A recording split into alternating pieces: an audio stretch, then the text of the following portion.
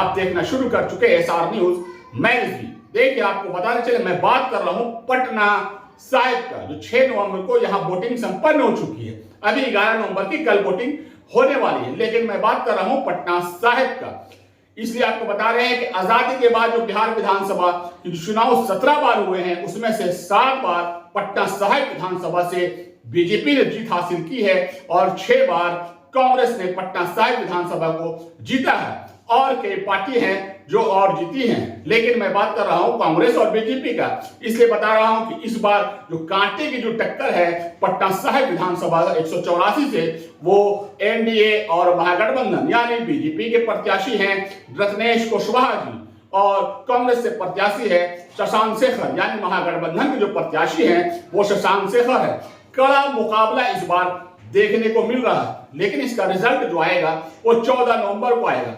लेकिन अभी तक जो 17 बार विधानसभा चुनाव जो बिहार में हुए हैं आजादी के बाद, पटना साहिब में 7 बार बीजेपी ने जीत हासिल की है।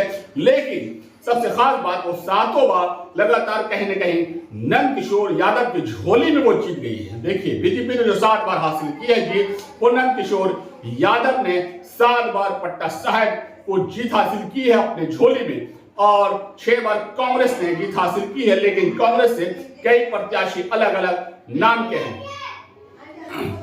आपको बताते चले, पटना साहिब का इस बार और भी कड़ा मुकाबला इसलिए देखने को मिल रहा है कि बीजेपी से जो लगातार नंद किशोर यादव जी 7 बार लगातार जीतते आए हैं, इस बार उनका टिकट कटा है और नए चेहरा रत्नेश कुशवाहा को बीजेपी ने मैदान में उतारा है। और कांग्रेस भी कहीं न कहीं इस बार युवा चेहरा पर दांव खेला है, जो पहली बार कहीं न कहीं क्षेत्र में आए और कुछ दिन काम किया, लेकिन पार्टी ने उस पर भरोसा किया शशांक शेखर पे, जो कांग्रेस ने भरोसा करते हुए शशांक शेखर युवा चेहरा पर शिक्षित प्रत्याशी हैं, उन पर भरोसा करते हुए उनको टिकट दिया। यानी महागठबंधन की ओर से शशांक शेखर हैं और बीजेपी से रत्नेश कुशवाहा। इस बार कहीं न कहीं कड़ा मुकाबला अभी तक देखने को मिला है। वोटिंग के बाद किस तरीके से सर्वे या अनुमान निकल के आ रहा है लोगों का कि इस बार महागठबंधन हो सकता है कि पटना साहिब में जो 7 बार लगातार की जो कड़ी है उसको तोड़ने में जो गढ़ है, जो कहीं न कहीं खंबा गाड़े में है बीजेपी, 7 बार से बीजेपी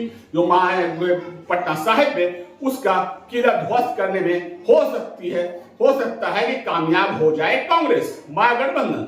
लेकिन किसी को कम आंकना ये भी जल्दीबाजी होगी। इसलिए हम बता रहे हैं कि 14 नवंबर को गिनती होगा, उसके बाद ही आप किसी को बोल सकते हैं हार या जीत। इसलिए कि जीत 1 वोट से हो या 1 लाख वोट से हो, जीत होती है।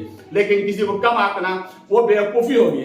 लेकिन लोग भरोसा किस तरीका से इस बार पटना साहिब में शशांक शेखर पर दिखाए हैं, वोटिंग प्रतिशत भी लोगों ने बढ़ाया है, उसको देखते हुए लोगों का अनुमान है और कहीं न कहीं नजर आ रहा है कि इस बार पटना साहिब में बीजेपी का किला ध्वस्त हो सकता है।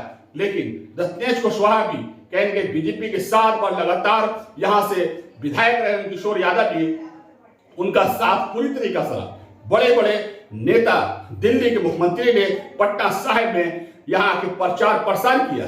इसलिए रत्नेश कुशवाहा को भी कम आंकना मुश्किल हो गई है। और इधर से शशांक शेखर भी कह रहे हैं कि जीत मेरी पक्की है, लेकिन जीत पक्की तभी होगी जब चुनाव का पूरी तरीके से परिणाम लोगों के सामने आ जाएगा। वो परिणाम आएगा 14 नवंबर।